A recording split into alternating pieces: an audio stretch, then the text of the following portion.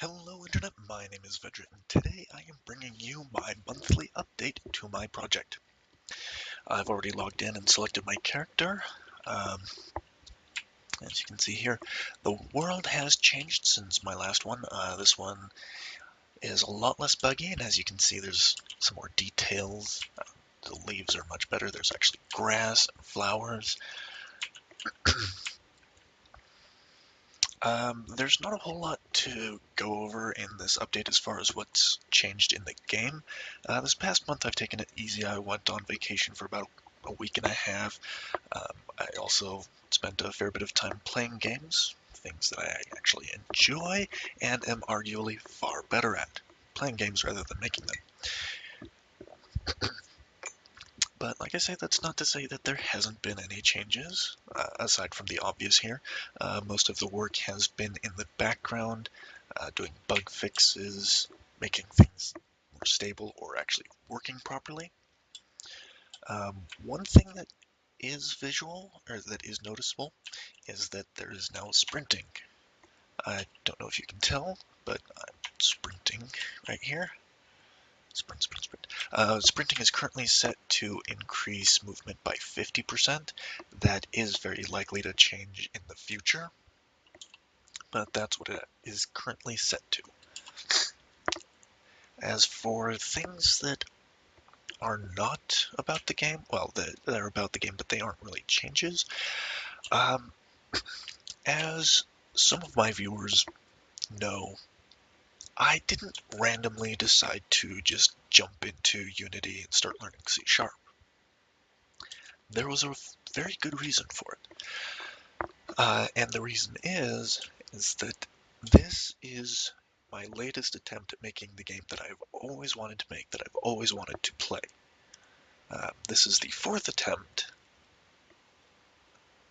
my first one being a 2D game back in junior high, I think, using an engine that I did not have a license to.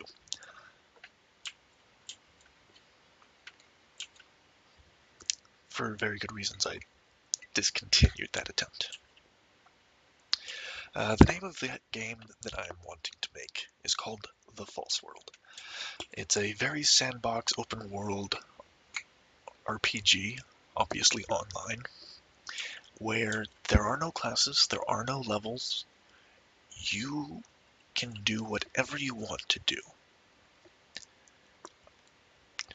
You are limited only by the skills that you have trained, that you have developed and improved. Equipment, abilities, those are all based on skills. You as a player can be anything from a damage dealing fighter that combines magic and physical. You could be a crafter. You could be a ruler of nations. I want it to be very, very open.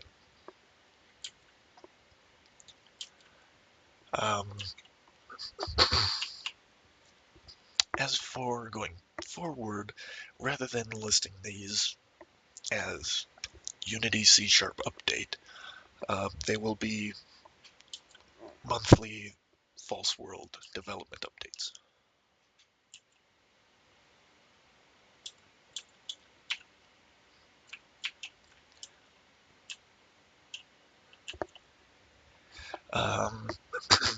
Another thing that I've spent a bit of time doing as it relates to this game and the project is I have been preparing for the next big feature, which will be improved character creation and selection. Character stats will be the next thing to come in. And then shortly after, well, not shortly, but after that, it will be inventory. And these two things will lay the groundwork for getting a lot of features in. City building will not be these pre-made things that I've so far have shown and played around with. Players will be able to put down their own buildings, their own center tiles, and build up their own cities however they want.